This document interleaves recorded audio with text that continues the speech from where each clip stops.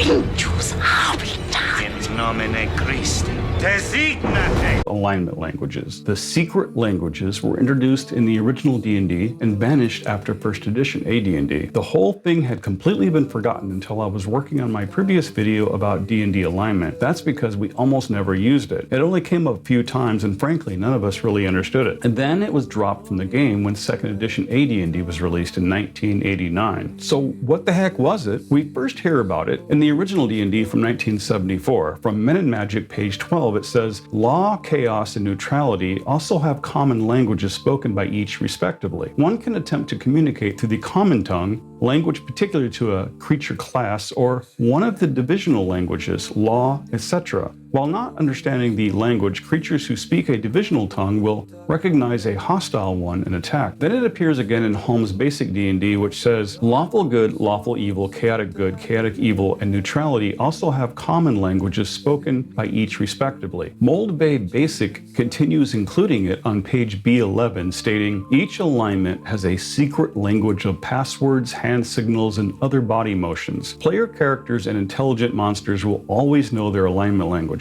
They will also recognize when other alignment languages are being spoken, but will not understand it. Alignment languages are not written down, nor may they be learned unless a character changes alignment. When this happens, the character forgets the old alignment language and starts using the new one immediately. The last we hear about alignment languages comes from first edition AD&D. On page 34 of the AD&D Player's Handbook, it says, in addition to the common tongue, all intelligent creatures able to converse and speech use special languages particular to their alignment. The alignment of your character will dictate which alignment he or she speaks, for only one alignment dialect can be used by a character. If a character changes alignment, the previously known language is no longer able to be spoken by him or her. And in the AD&D Dungeon Master's Guide, it says, alignment language is a handy game tool which is not unjustifiable in real terms. Consider also the medieval Catholic Church, which used Latin as a common recognition and communication base to cut across national boundaries. In AD&D, alignment languages are the special set of signs, signals, gestures, and words which intelligent creatures use to inform other intelligent creatures of the same alignment of their fellowship and common ethos. Alignment languages are never flaunted in public. They are not used as salutations or interrogatives if the speaker is uncertain of the alignment of those addressed. Furthermore, alignment languages are of limited vocabulary and deal with the ethos of the alignment in general, so lengthy discussions of varying subjects cannot be conducted in such tongues. After first edition AD&D, alignment languages disappeared from the game. So what was alignment language meant to be? Why was it ever part of the game? In 2007, on the Dragon's Foot forums, Gary explained his concept behind alignment languages. As D&D was being quantified and qualified by the publication of the supplemental rules booklets, I decided that Thieves' Cant should not be the only secret language. Thus, alignment languages came into play. The rationale being that they were akin to Hebrew for Jewish and Latin for Roman Catholic persons. I have since regretted the addition,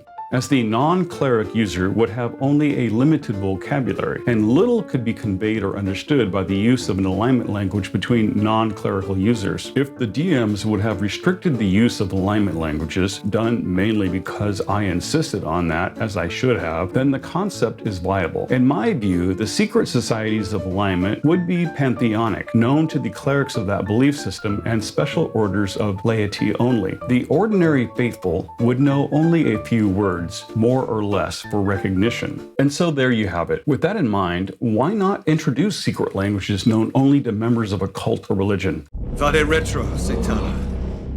Sancta Michael Arcangele. Defende nos in prelio.